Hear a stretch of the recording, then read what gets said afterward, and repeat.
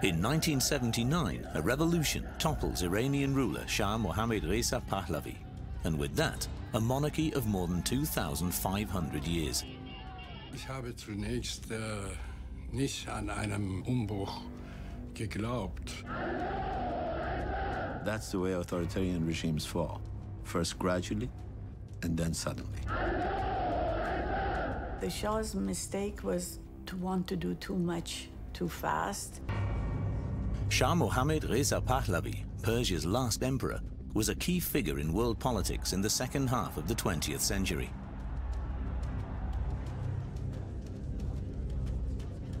His fiercest opponent, Ruhollah Mousavi Khomeini. The Ayatollah becomes the bearer of hope for all those who are against the Shah. Die beiden sind tatsächlich Gegenpole, so wie ihr gesellschaftliches Bild, so auch ihre beiden Personen. They became very fierce antagonists, absolutely. And the Shah developed an almost obsession with them. Their rivalry lasted for almost their entire lives. In the end, the Shah is defeated, the Ayatollah is victorious, and with him, Islamic fundamentalism, a new challenge for world politics.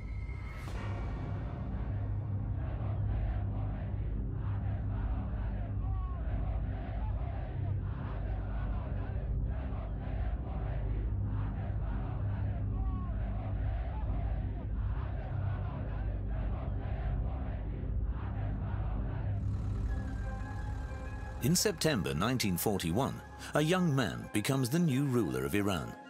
At just 21 years of age, Shah Mohammad Reza Pahlavi is sworn in as the new head of state in the Iranian parliament, in the middle of the Second World War.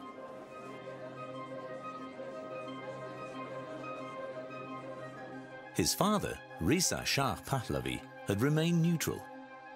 But he made no secret of his sympathies for the Nazi regime. The Allies demanded his resignation.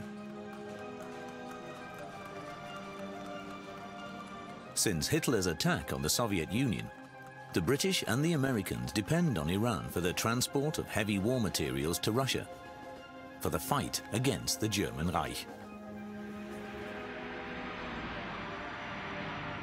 Als der Vater nach seiner Abdankung Iran verlassen hat, blieb Mohammad Reza zurück. Also der Vater Reza Shah hat ihn auch zurückgelassen, hat eben auch gesagt, du musst das hier übernehmen, du bleibst hier. Mohammad Reza had been prepared for this task by his father from an early age. Among his siblings, he has a special role as crown prince. His father selects his playmates and sends him to a Swiss elite boarding school to give him a Western education. Finally, he tells him who to marry. It's the Egyptian princess Fawzia. With the arranged marriage between the two dynasties, the father wants to reinforce the Pahlavi's power in Iran. And he was a very, very powerful, charismatic figure who completely dominates the son's life. 300 kilometers southwest of Tehran, the oasis town of Khomeini is situated. In 1902, Ruhollah Mousavi Khomeini is born in a house on the outskirts of that town, the youngest of 6 children. He never meets his father.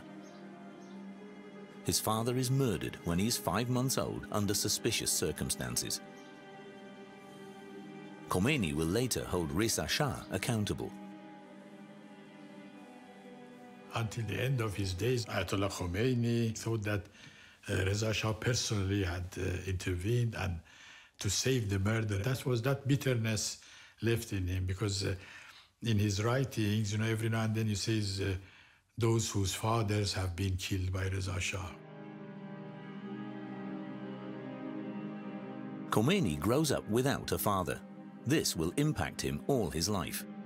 His mother takes Khomeini to a wealthy aunt who makes sure he receives a good education.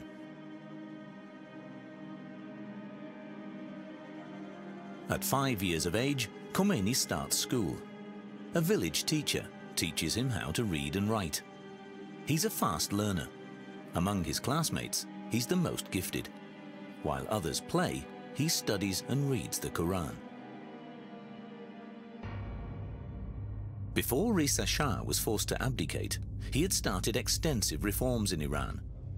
He wanted Persia to become a modern state. This included the fact that women were no longer allowed to wear a chador, the traditional veil. The clergy saw this as an assault on religious matters and protested. For Khomeini, who was studying Islamic theory of law by then, this was a fundamental violation of the principles of Islam. Khomeini war ein politischer Geistlicher, auch schon bevor er wirklich öffentlich auftrat. Kann man das auch festmachen an seinen Schriften. Also wir haben ein Traktat von ihm, Kashful Asrar, also die Enthüllung der Geheimnisse heißt dieser Titel. Darin greift er sehr stark Reza Shah an. Reza Shah's abdication under pressure from the Allies must have been greatly gratifying for him. He demands that Iran will now be ruled according to Islamic law again. This demand doesn't have any effect yet. Reza Shah dies in exile in South Africa in 1944. If not before, now with his son transferring the body, all eyes are on the new Shah. People wonder how he will solve the conflict with the clergy, which he inherited from his father. So far, he'd been perceived as rather restrained by the public.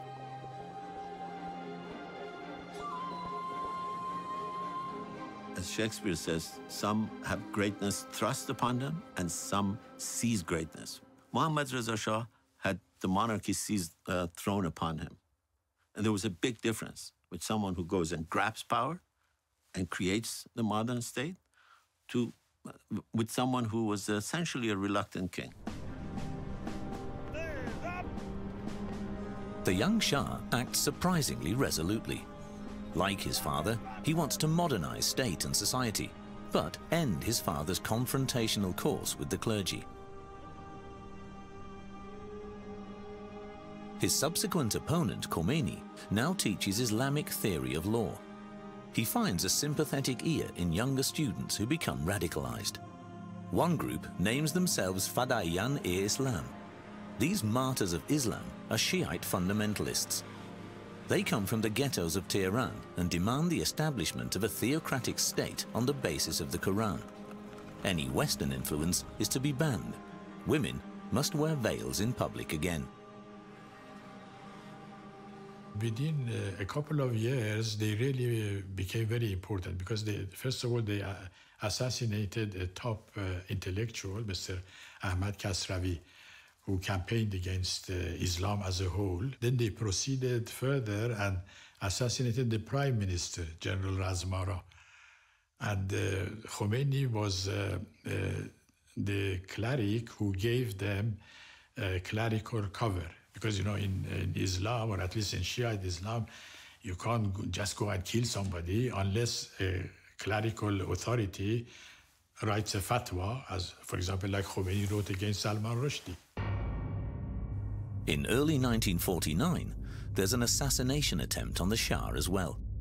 It was probably carried out by a terror group, but this has never been proven. The Iranian parliament blames the Moscow-following Tudeh party and bans it. This comes in useful for the Shah, for communist ideology is equally as suspicious to him as is radical Islam. His political path is directed towards the West. I'm looking forward with the keenest anticipation to all that I have to experience here in the greatest of the democracies in a free world. In November 1949, the American President Harry S. Truman and the American people welcome Shah Mohammad Reza exuberantly. But not exactly selflessly.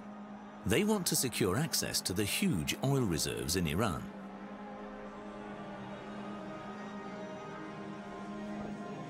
The Shah, on the other hand, needs support for his plans to modernize Iran from the bottom.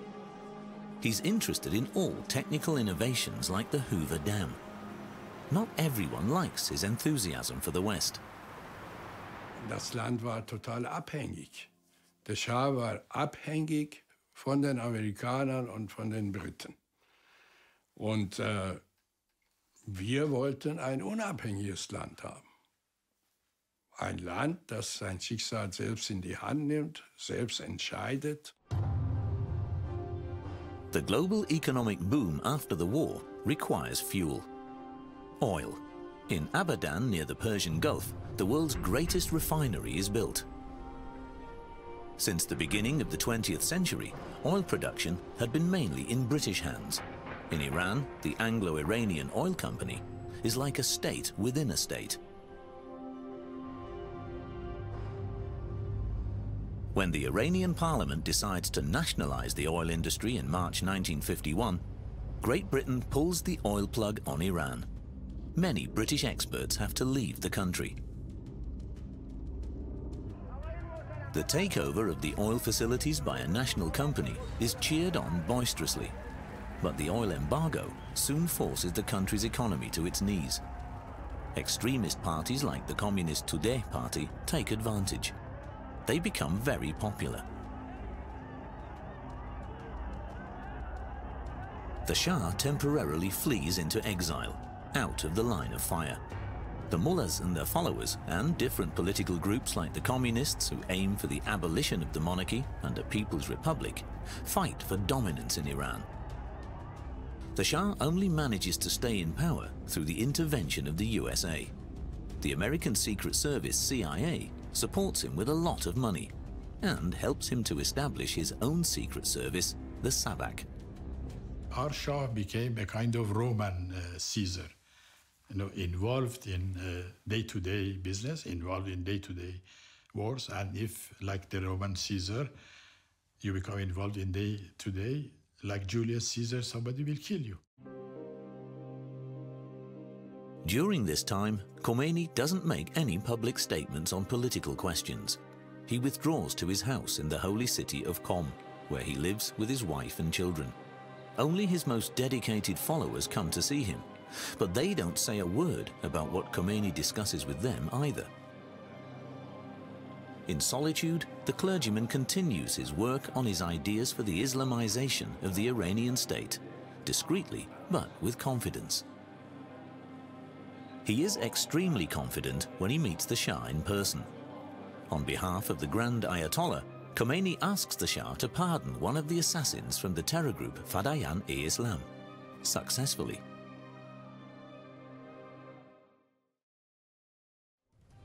The Shah definitely wants dialogue with the mullahs. He keeps going on pilgrimages to Mecca in Saudi Arabia, Islam's central pilgrimage site. As a Muslim, he shows respect for Islam and accepts the religious authority of the imams. But such publicity performances always serve multiple interests. His religious feelings, I think, came from his mother. We know his mother was very religious. His father clearly was not. His politics towards religion has nothing to do with his religiosity. His politics toward religion has to do with his fear that the greatest threat to Iran will come from the communists, and that the way to fight the communists is by strengthening religion. And that's exactly what he does.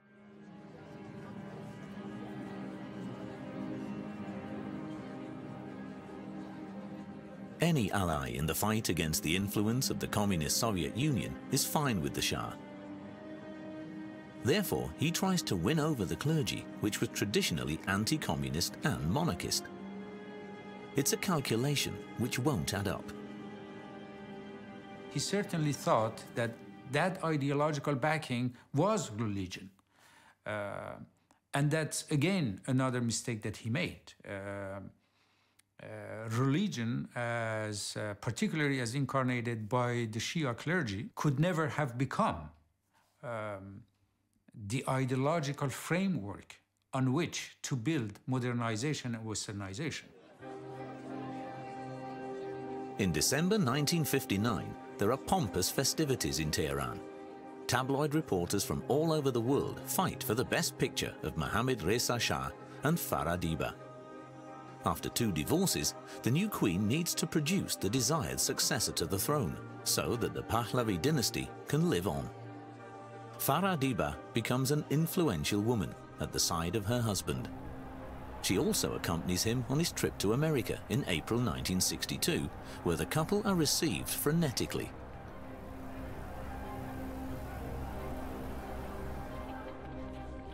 The Shah seeks to deepen Iranian-American relations with President John F. Kennedy. Both agree that only a strong military can fend off the latent threat of the Soviet Union. Arming Iran is a done deal. For the Americans, it's a valuable business. Weapons for oil.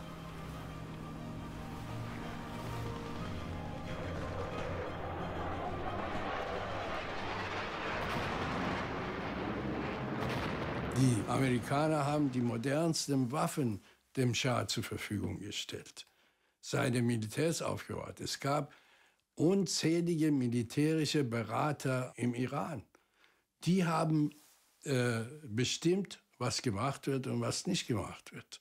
Und alles, was sie gemacht haben, diente bestimmt nicht der Demokratie. In the 1960s, Iran was still a developing country. Most of the people were farmers without their own land.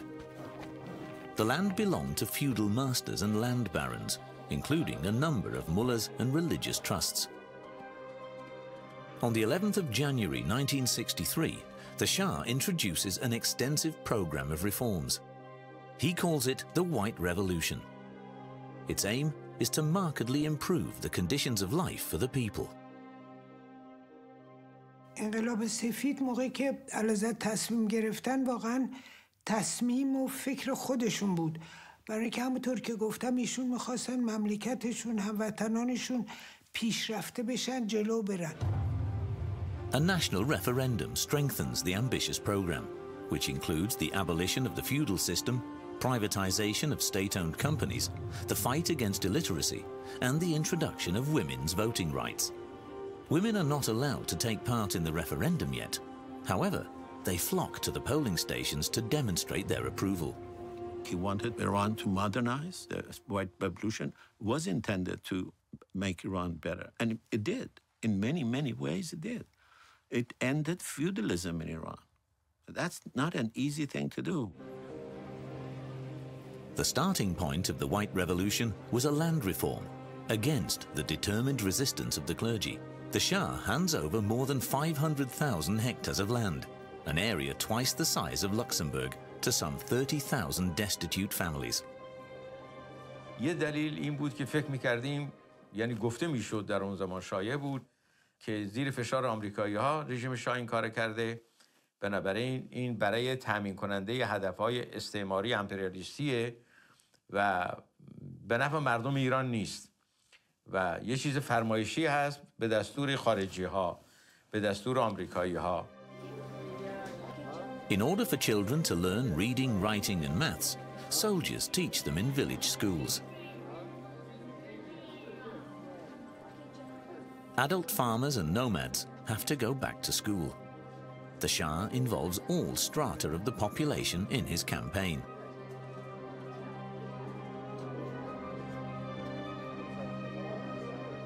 Es gab eine Armee zur Alphabetisierung und nicht tatsächliche Bildung. Und ich meine, es ist gut, wenn die Leute alphabetisiert sind, aber Alphabetisierung bedeutet nicht politische Bildung. Das ist ein sehr großer Unterschied. Und politische Bildung wurde überhaupt sowohl an den Schulen als auch an den Universitäten verboten. Khomeini takes on the role of a mouthpiece for a group of mullahs who reject this policy as pro-Western. در اون زمان آیت الله خمینی عنوان فردی شمرده میشد که این خواسته های مردم رو، خواسته های معترضان و مخالفان رو بازگو میکرد و با شجاعت و شهامت اینها رو پیگیری میکرد. از این جهت هم ما از آیت الله خمینی حمایت میکردیم. Khomeini war zu der Zeit, als er dann wirklich öffentlich auftrat, eben nicht mehr der junge Geistliche, der vorher war in Rom, der sich über Reza Shah beschwert hatte, der sich dann eben auch zurückhielt aus Respekt vor seinen Lehrern, sondern zu der Zeit war er dann eben auch schon Großayatollah, hatte sich dann eben auch schon eine ansehnliche Anhängerschaft versammelt und konnte dann natürlich auch, hatte ein ganz anderes Mobilisierungspotenzial. Khomeini takes advantage of his gain in power. He abandons his hitherto withdrawn position and openly opposes the Shah's politics. For the first time, he publicly warns him not to carry on with his father's ways. Khomeini sent a couple of letters directly addressed to the Shah, and the Shah gave a couple of speeches, directly responding to him. I've quoted those at length in the Shah book, and they're remarkable. Khomeini, for his defiance, telling the Shah, boy, don't do something so that I throw you out of the country like your father. And the Shah saying these little, the word is like ants, like who survive in feces. We're not going to let them rule this country. Strengthening the role of women in Iranian society is an integral part of the White Revolution. Iranian women grasped this opportunity to make public use of their newly acquired rights and the associated self-confidence. Women can not only vote now, they can also become political candidates. For Iranian women, this is a milestone on their path to emancipation.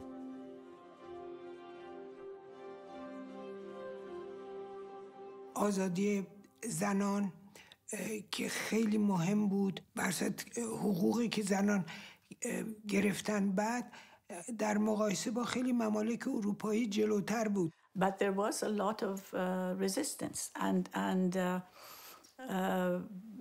the first revolution in '63 happened, led by Khomeini, happened specifically on this particular item of the voting decree.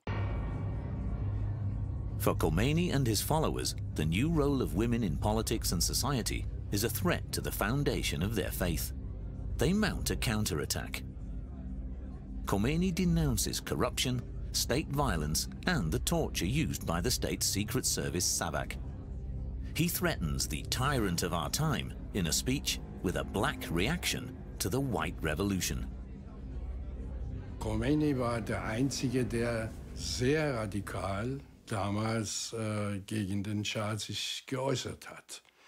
Er hat ihn gedroht, dass er ihn als einen sündhaften Menschen, religiös sündhaften Menschen darstellen würde. Und er hat gedroht, einen Aufstand gegen ihn zu organisieren. There are demonstrations and counter-demonstrations. The Shah deploys the military to the holy city of Qom. Blood is shed. Khomeini is arrested and sentenced to death. Thanks to the pleading of numerous clerics, the sentence is changed, and Khomeini is exiled to Najaf in Iraq. In the meantime, the implementation of the White Revolution is more difficult for the rural population than expected. The farmers now have their own fields to till, but they often lack seeds, water, and modern agricultural machines.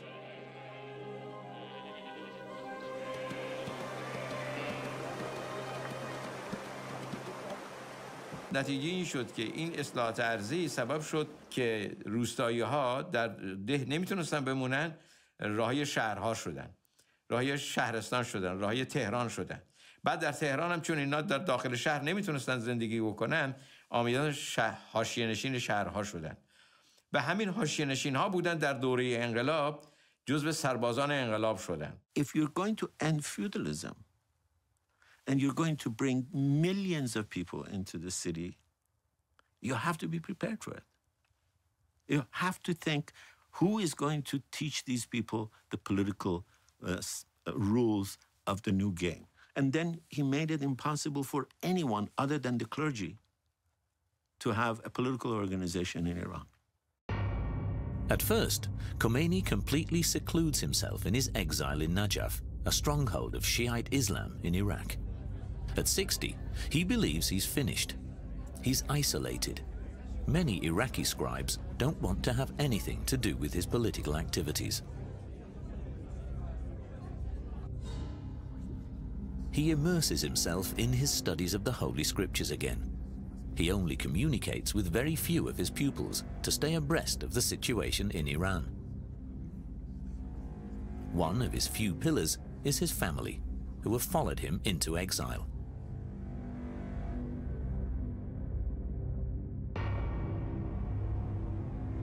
He was this distant figure, very little interest in anything other than his mosque and his books. He never went once 2 blocks from his house, the other side, to see a river. He went to his mosque and came home for 14 years. Meanwhile, in Iran, in October 1967, the Shah continues the grandeur of the old days. The Shah had always stressed that he wanted to achieve something for his country before ascending the peacock throne with all honors. Now, he has himself crowned emperor in Tehran. The clergy supports him. The Shah has always factored the clergy into his public appearances. He knows how important it is, especially for the ordinary people, to reference the religious foundation of the ruling dynasty. Now it seems he has arrived. He is the Shahanshah, the King of Kings.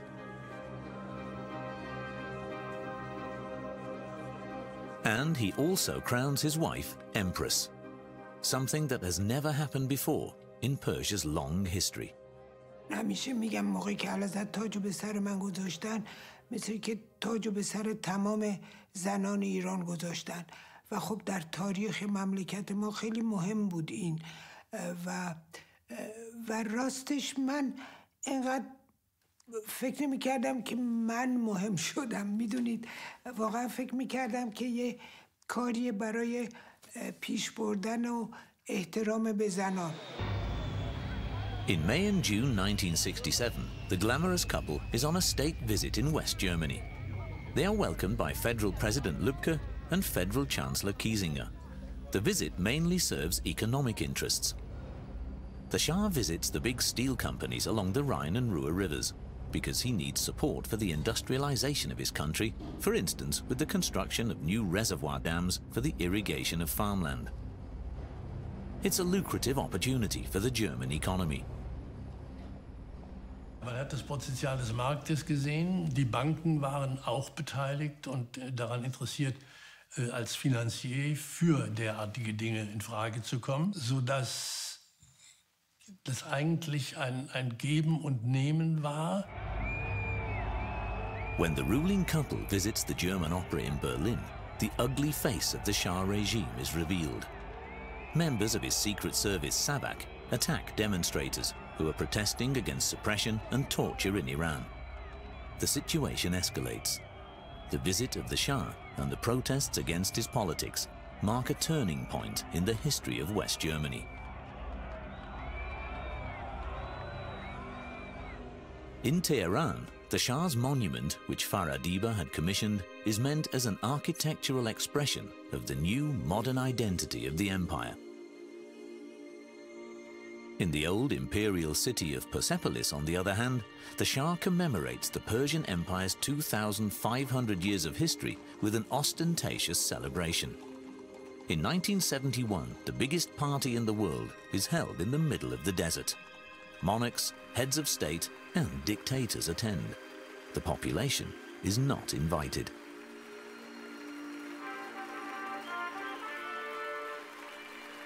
It was one of those things that the intention was well, but the execution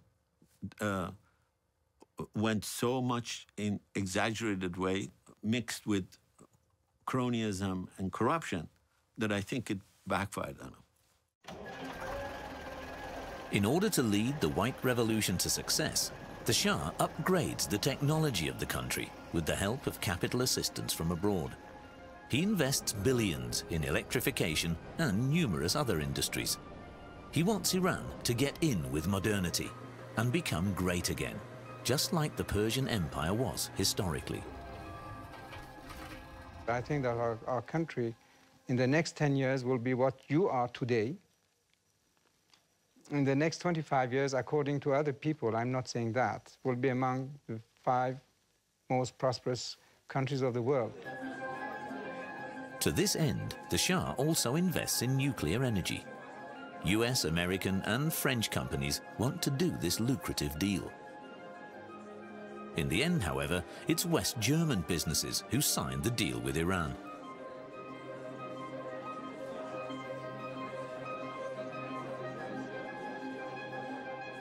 Natürlich waren wir stolz, dass wir den Auftrag bekamen, das erste Atomkraftwerk im Iran zu bauen, also Siemens KWU. Auf der anderen Seite habe ich mich natürlich gefragt, warum baut ein Land, das unendlich viele Energiereserven, Öl und Gas hat, warum bauen die überhaupt ein teures Atomkraftwerk? Einmal spielte natürlich für die deutsche Wirtschaft auch der Opportunismus eine Rolle. Wir waren interessiert zu liefern oder zu investieren. The motivation came from the necessity of his time, whether we like it or not. Modernization is to a large extent westernization. You can't modernize without westernizing.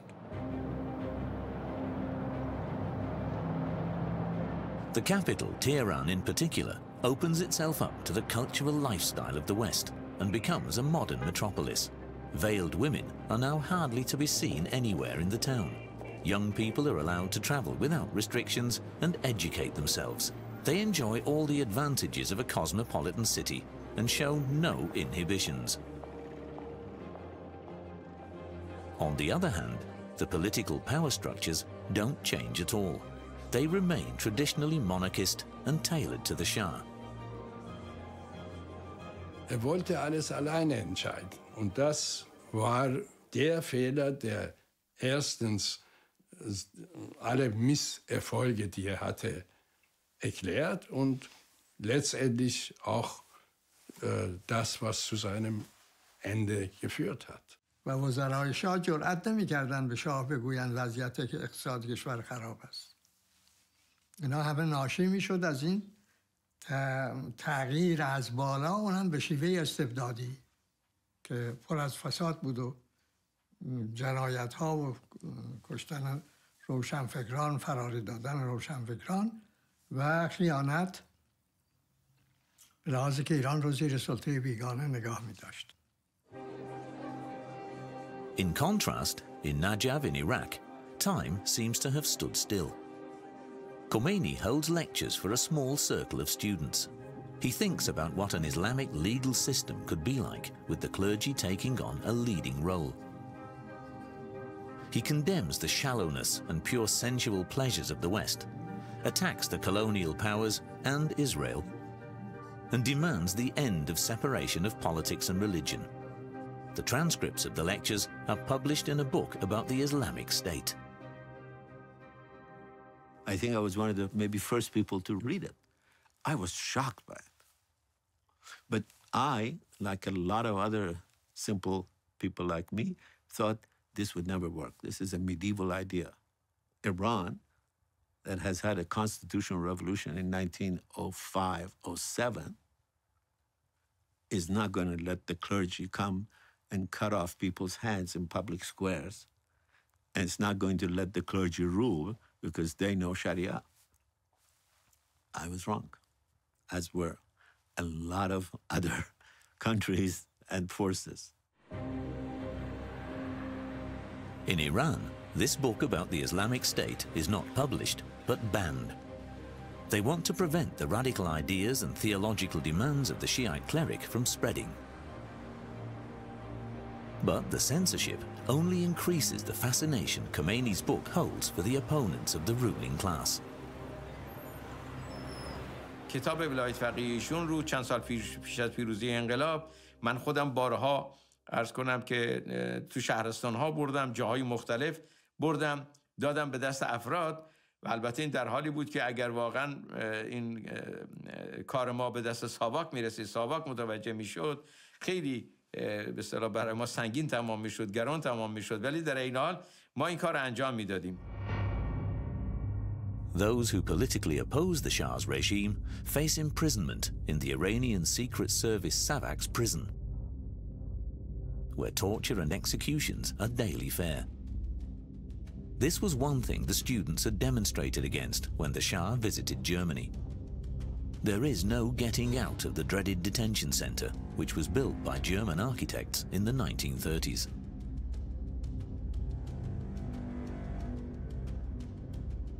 Iranian politicians who are active today, like the current supreme religious leader Ali Khamenei, were imprisoned there during the reign of the Shah. Did they do bad things? Absolutely. Did they torture people?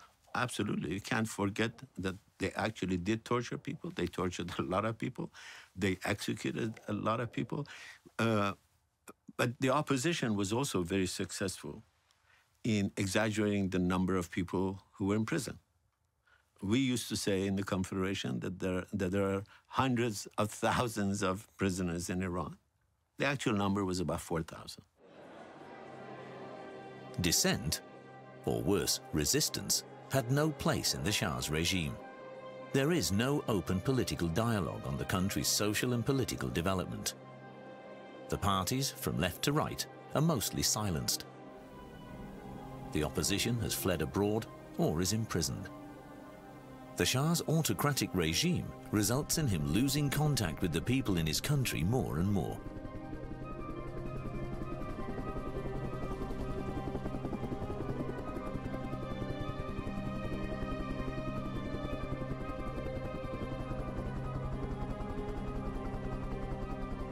Das Land entwickelt sich nur dann, wenn die Menschen eine gewisse Autonomie bekommen.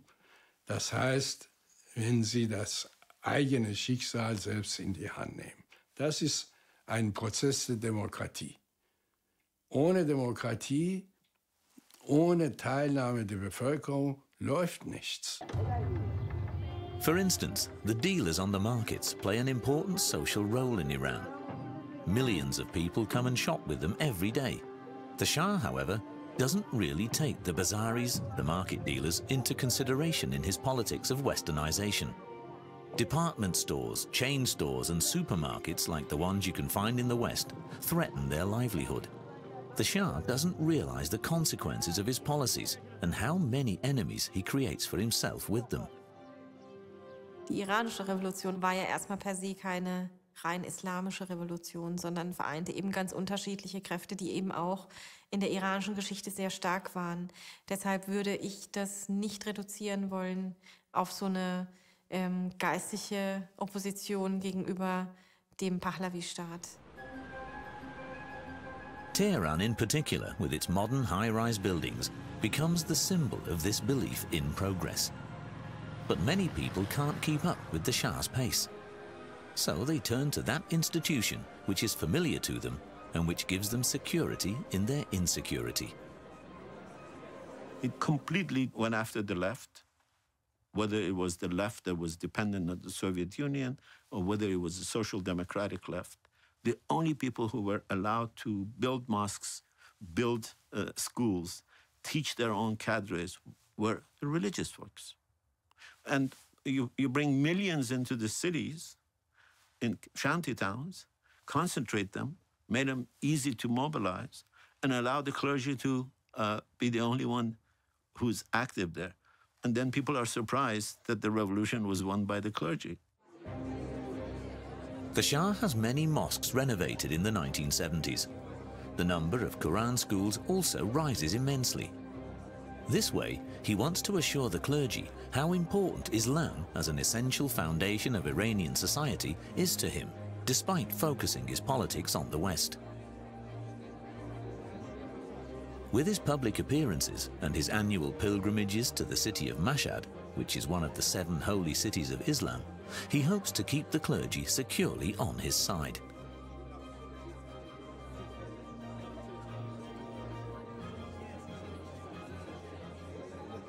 He saw religion as his last line of defense. He saw religion as his most powerful stronghold within the country. And that's where he made a massive miscalculation, massive strategic and ideological and political miscalculation, because what he thought of as his most powerful stronghold and backing turned out to be his most fatal and dangerous enemy. The first protest marches against the Shah take place in Qom in 1978. The reason is a defamatory article against Khomeini, which is published in a big Iranian daily newspaper. The article accuses him and the clergy of counter-revolution. His followers organize a demonstration of support. It was a very fast-moving revolution. Maybe it is the fastest revolution in human history, because everything happened within 4 months. With every passing day, the resolve of the Shah's regime to stay in power was weakening, and the resolve of the opposition to demand his removal was increasing. There were fatalities during this demonstration in Qom. According to Islamic custom, the dead are commemorated every 40 days. Soon, hundreds of thousands take to the streets. Each time, there are more of them. The Shah wasn't anticipating this kind of resistance. It catches him and his regime completely off guard. The growing power of the streets paralyzes him. On August the 19th, 1978, an arson attack on Cinema Rex in the oil city of Abadan kills 422 people. The opposition blames the Iranian Secret Service and the Shah. Later on, there's a growing body of evidence for the clergy being behind the attack, with Khomeini as the mastermind in the background. After Cinema Rex, it was a different story, both in magnitude, in the anger, and in the slogans. For the first time, I heard thousands of people say death to the Shah. That would have been unimaginable in '77. The protest of the masses turns into open violence. Tehran is ablaze. The military intervenes. On the 8th of September 1978, a day which will go down in Iranian history as Black Friday, 64 people are killed on the central Jaleh Square. The opposition claims there were 15,000 deaths. A general strike ensues, paralyzing the country.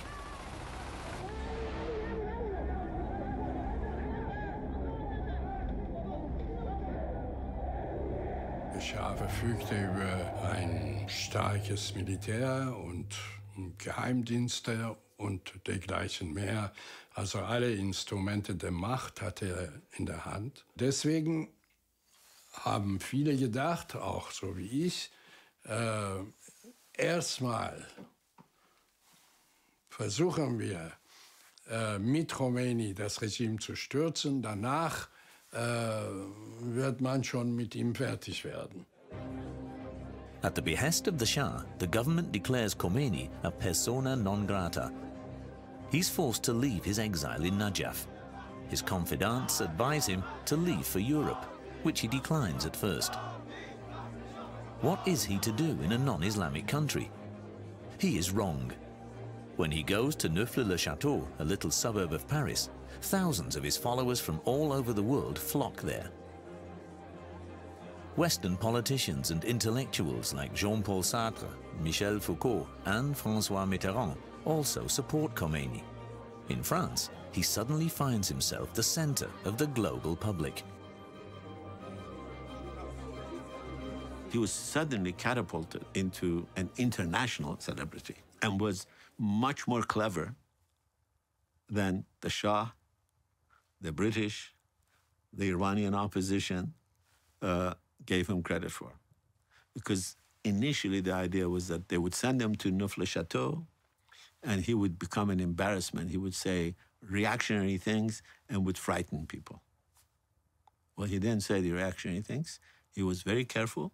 He never once in 10 interviews, never once mentioned the word velayat faqih. به جای شاه یک حکومت عدل اسلامی، حکومت دموکراسی به تمام معنا، حکومت مستقل و ایران مستقل میخوان درست کنه.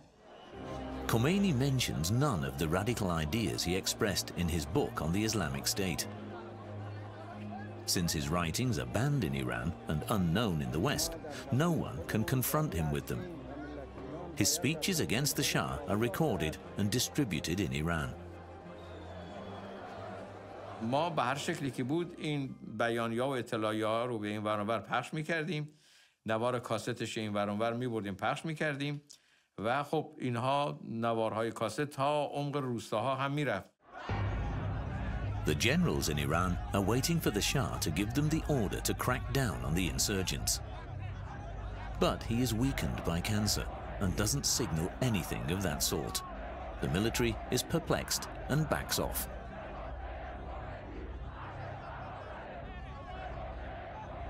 When the soldiers stop shooting at the people put flowers in their guns and give them pictures of Khomeini. They celebrate their new leader. In a televised appeal to the Iranian people, the Shah wants to change tack one more time. من نیز پیام انقلاب شما ملت ایران را شنیدم. تضمین می‌کنم که حکومت ایران در آینده بر اساس قانون اساسی، عدالت اجتماعی و اراده ملی و بدور از استبداد و ظلم و فساد خواهد بود. He looked weak. He looked absolutely despondent. He couldn't read the text. And the point that he was saying is that I have heard, that's the famous phrase, I have heard the call of your revolution and give me another chance. And people saw it rightly as a sign of his weakness. If ever there was a sign that he is not going to be able to master the situation, that was, to me, the speech. The crisis in Iran also causes ripples at international level. French President of State Giscard d'Estaing invites the German Chancellor Helmut Schmidt, US President Carter, and British Prime Minister Callaghan to Guadeloupe for a conference. Here, they decide on the fate of Iran. Nos entretiens ont fait apparaître un double objectif, accroître la sécurité et réduire les tensions dans le monde. Il nous est apparu que la reconnaissance légitime des réalités du monde contemporain doit s'accompagner de la poursuite des efforts pour améliorer les relations internationales. This means that the Western powers drop the Shah and his regime. On the 16th of January 1979, the Shah and his family leave Iran. The Shah expects the crisis to be over soon so that he can return. It turns out to be a farewell for good. و هیچ وقت فراموش نمی کنم اشکایی که در چشمانشون بود که موقعی که می رفتیم و اون افسری که خودشو به پای علزت انداخت. The Shah was a good king for the time of peace. He wasn't a good king for the time of big trouble. He was really a double personality. When he felt strong, he was extremely self-assured, and the first signs of weakness made him very, very timid. There was no other figure. Mr. Khomeini became the point of union. 14 days later, on the 1st of February 1979, Khomeini flies from Paris to Tehran. No one knows how this journey will end. Will the Shah's military force the plane to turn back or even shoot it down to prevent Khomeini from returning? خب این کسی که وارد هواپیما می شود با وجود این خطر با خیال آسوده وارد نمیشه به هواپیما. طبیعتاً دل نگرانی دارد. آقای خمینی هم چیزی ظاهر نمی کرد که دلخوره داره. ولی قایناقایی بشر دیگه. او هم این دلخوره رو می داشت. After 14 years of exile, Khomeini now steps onto Iranian soil again. Millions of people frenetically celebrate his return. After 2,500 years, the Persian monarchy has outlived its usefulness. Khomeini is received as the new savior. No one has any idea of the consequences which the Islamic Revolution will have for the Iranian state.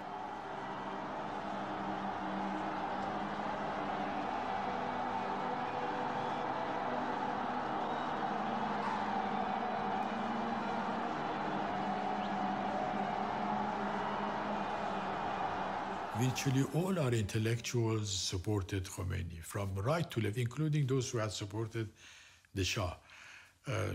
All our big business, our big tycoons, our billionaires, they all supported him. So he had created a degree of unity among all these different factions in Tehran, which was impressive. Khomeini's first visits are to the Behesht-e-Zahra cemetery on the outskirts of Tehran, where the victims of the Shah regime are buried, and to the holy city of Qom, where his resistance began many years before.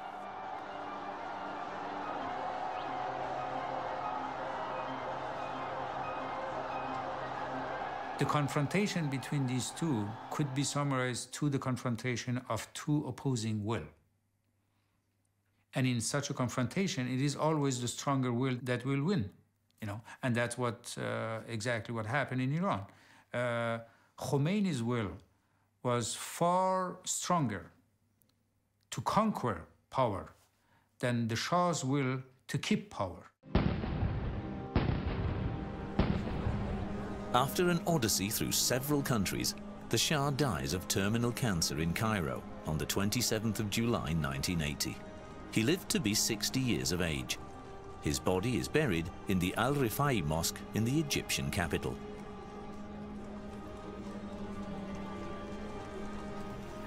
Ayatollah Khomeini dies of a heart attack on the 3rd of June 1989 in Tehran.